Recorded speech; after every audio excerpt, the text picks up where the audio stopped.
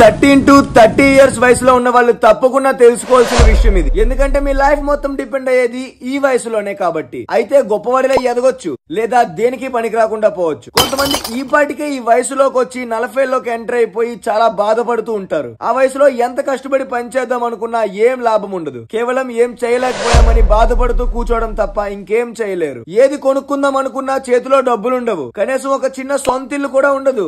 కొన్ని సార్లు కడుపు నిండా వండుకొని తినడానికి ఇంట్లో రేషన్ కూడా ఉండదు. అలాంటి సమయంలోనే అనిపిస్తుంది బహుశా ఆ టైంలో ఇలా చేయాల్సింది, అలా చేసి ఉండాల్సిందని. ఇంకా అలా ముసలోళ్ళం అయిపోయాక రిగ్రెట్ ఫీల్ అవ్వడం తప్ప చేసేదేం లేదు. ఈ బంగారమైన కాలాన్ని చక్కగా యూజ్ చేసుకోవాలి. కానీ మనం కూడా వాళ్ళలాగా బాధపడకుండా ఉండాలంటే ఒకవేళ మీరు గానీ ఈ వయసు ఎంత ఇంపార్టెంటో తెలుసుకుంటే 100% పక్కాగా చెప్తున్నా ఫ్యూచర్ లో బాధపడే అవసరం రాదు, రిగ్రెట్ ఫీల్ అయ్యే ఛాన్సే లేదు. గైస్, పేదవాళ్ళ పుట్టడం నీ తప్పు కాదు, కానీ పేదవాళ్ళ చచ్చిపోతే మాత్రం అది నీ తప్పే. రాబోయే మీ ఫ్యూచర్ డేస్ లో మీరు మిడిల్ క్లాస్ రేంజ్ దాటి రిచ్ పర్సన్స్ కేటగిరీలో ఉండాలో లేదా ఇప్పుడున్న స్థాయికి మించి ఫైనాన్షియల్ గా పూర్ గా ఉండాలో అనేది మీ ఇష్టం. డెసిషన్ నాది కాదు, మీదే. మీ ఆన్సర్ నాకు కమెంట్ లో చేయండి. సో గైస్, ఇవాళ నేను ఈ వీడియోలో 3 ఇంపార్టెంట్ పాయింట్స్ చెప్పబోతున్నా. 13 to 30 వయసులో ఇవి గాని మీరు తెలుసుకుంటే మీ లైఫ్ లో గ్యారంటీగా ఎంతో కొంత ఇంప్రూవ్మెంట్ ఉంటుంది. రాబోయే రోజుల్లో మెయిన్ గా చాలా ఇంపార్టెంట్ అవుతుంది. లాస్ట్ 1 and 3 పాయింట్స్ అయితే very effective. Okay, let's start. Point number 1, choose your own way, not someone else. ఇదేంటంటే లైఫ్ లో ఎప్పుడూ కూడా మీకు నచ్చినట్టుగా చెయ్యాలి. మీ మైండ్ చెప్పినట్టు వినాలి. వేరే వాళ్ళు గీసిన గీతలో నడిస్తే ఎప్పటికీ సక్సెస్ కాలేవు. అసలు ఎందుకు ఇలా చెప్తున్నా అంటే ఈ 13 to 30s అనే ఏజ్ గ్రూప్ ఏదైతే ఉందో అదొక పవర్ఫుల్ గోల్డెన్ టైం లాంటిది. ఈ వయసులో లైఫ్ కి సంబంధించిన ఎన్నో ఇంపార్టెంట్ డెసిషన్స్ తీసుకుంటారు. కాబట్టి ఏం చదవాలన్నా, ఏ జాబ్ చెయ్యాలనుకున్నా, ఏ గోల్ చూస్ చేసుకోవాలన్నా, ఆఖరికి ఎలాంటి లైఫ్ పార్ట్నర్ ని సెలెక్ట్ చేసుకోవాలనుకున్నా ఇదే పర్ఫెక్ట్ ఏజ్. ఈ ఏజ్ గ్రూప్ కి చాలా పవర్ ఉంది. ఈ జర్నీలో కొన్ని వందల మంది, వేల మంది నీకు సలహాలు ఇస్తుంటారు. కానీ అందులో కేవలం ఒకరిద్దరు మాత్రమే నీకు నచ్చింది చెయ్యు అని మీ లైఫ్ లో మీకు సపోర్ట్ గా నిలబడతారు. ప్రతి మనిషి యొక్క ఐడియాలజీ వేరే వేరేగా ఉంటాయి కాబట్టి అందరి సలహాలు ఒకలా ఉండవు. అండ్ నేనేమి ఎవరి సలహా ఇచ్చినా తీసుకోవద్దు, గీరగా బిహేవ్ చేయని చెప్పట్లే. వాళ్ళ మాటలు ఇగ్నోర్ చెయ్యు అని అనట్లేదు. అసలు అందరూ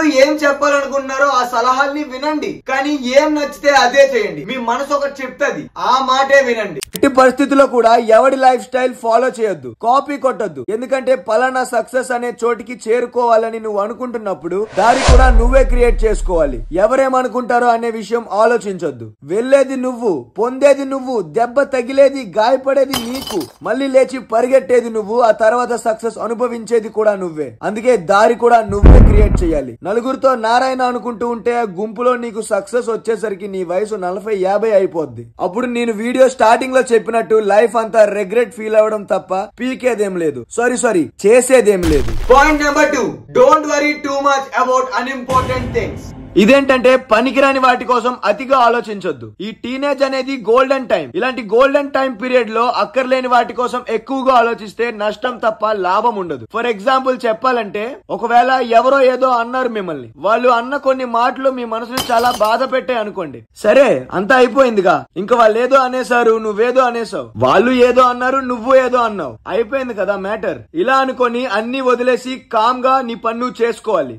అలా కాకుండా మళ్ళీ అదే విషయాన్ని పట్టుకొని కూర్చోవడం, అదే మాటల్ని మళ్ళీ ఎందుకు గుర్తుంచుకోవడం, తలుచుకుంటూ బాధపడుతూ ఉండడం, అలా చేయడం వల్ల అసలు ఏమైనా ఉపయోగం ఉందా? లేదు కదా. అందుకే పనికిరాని, అక్కర్లేని వాటి కోసం ఎక్కువ థింక్ చేయొద్దు. Point number 3, must take risk. వయసులో ఉన్నప్పుడే రిస్క్ చేయగలం. రిస్క్ అంటే ఏదో బిల్డింగ్ నుంచి దూకడం, నీటిలో మూలగడం లాంటివి అనుకోకండి. ఆ దేవుడు కొన్ని అవకాశాలు ఇస్తుంటాడు రిస్క్ తీసుకోవడానికి. బిజినెస్ విషయాల్లో అయినా, లేదా పెద్ద చదువుల కోసమైనా, జాబ్స్ లో అయినా ఏదోలాగా రిస్క్ తీసుకునే అవకాశం మీకు ఆ దేవుడు పుట్టిస్తాడు. అలాంటి టైంలో రిస్క్ తీసుకోవడం మంచిదే. తర్వాత చూసుకోవచ్చు అనే ఆప్షన్ మీకు లేదు గురు. ఎందుకంటే 35 years దాటేసరికి మిమ్మల్ని నమ్ముకొని వైఫ్, చిల్డ్రన్, పేరెంట్స్, ఇలా టోటల్ ఫ్యామిలీ మిమ్మల్ని నమ్ముకొని ఉంటారు. మీ మీద చాలా భారాలు ఉంటాయి. అందుకే ఆ టైం రిస్క్ తీసుకోవడం అనేది అంత కరెక్ట్ కాదు. సో అందుకే మీ దగ్గర రిస్క్ తీసుకోవడానికి ఆప్షన్ ఉంటే, మీరు 13 to 30 years ఏజ్ గ్రూప్ లో ఉన్నప్పుడే అవకాశం తీసుకోవచ్చు రిస్క్ తీసుకోవడానికి. బట్ రిస్క్ తీసుకోవాలి అన్నాను కదా అని గుడ్డిగా